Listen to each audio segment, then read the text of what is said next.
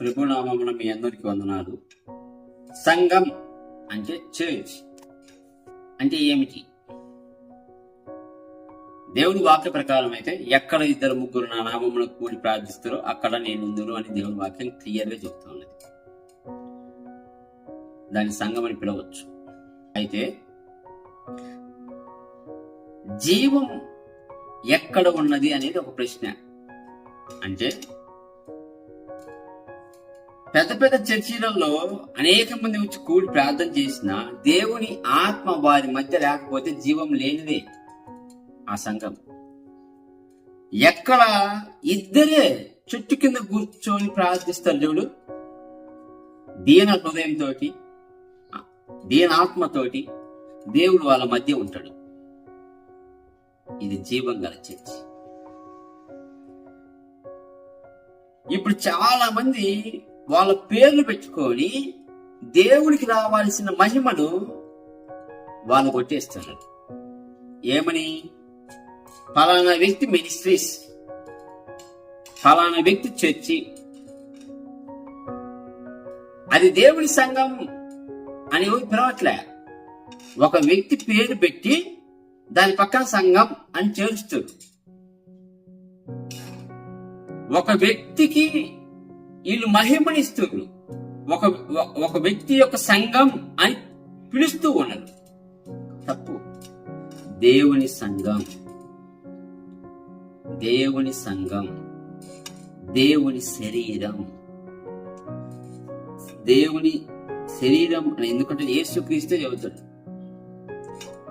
సంఘానికి శిరస్సు క్రీస్తు. మరి సంఘంగా ఉన్న మనము ఒక వ్యక్తికి మనము క్రెడిట్ ఇవ్వకూడదు, ఆ వ్యక్తి క్రెడిట్ తీసుకోకూడదు. ఈ లోకంలో చాలా మంది మనుషులను ఆరాధిస్తున్నారు, ఒక వ్యక్తిని పూజిస్తున్నారు. ఒక వ్యక్తి చేత నేను ప్రార్థన చేపించుకుంటే బాగుపడతాను అనుకొని వెళ్తూ ఉన్నారు. ఒక వ్యక్తి దగ్గరికి వెళ్ళి నేను ఫోటో దిగితే నేను గొప్పవాణ్ణి అనుకొని వెళ్తా ఉన్నారు. తప్పు.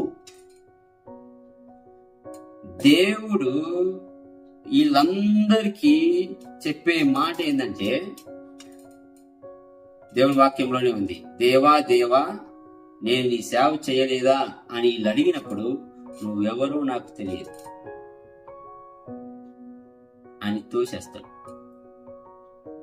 అందుకని సంఘం అంటే 2-3-10 మంది కూడి ప్రార్థన చేసినా అక్కడ దేవుని ప్రసన్నత ఉన్నది అంటే అది జీవం గల సంఘం. యేసుక్రీస్తు ఆ సంఘాన్ని ఆశీర్వదిస్తాడు. 1000 మంది 1,00,000 మంది వచ్చి నువ్వు ఆరాధించినా అక్కడ దేవుని ఆత్మ లేకపోతే, సంచరించకపోతే అది జీవము లేని సంఘమే. ఎన్నో సంఘాలు అబాండెన్డ్ గా వదిలివేయబడ్డాయి.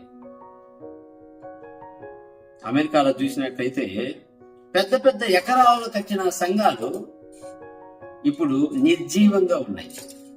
ఒక్కరు కూడా అక్కడికి వెళ్ళి ప్రార్థన చేయరు. అక్కడ వర్షిప్ జరగదు. ఒక అమెరికా ఏది, అనేక చోట్ల బిల్డింగ్ను బట్టి మనం సంఘము అని పిలవకూడదు. నిజమైన ఆరాధికులు కూడిన చోటే సంఘం. అది దేవునికి ఇష్టమైన స్థలం. సంఘం అంటే బిల్డింగ్ కాదు, అది తెలుసుకోండి.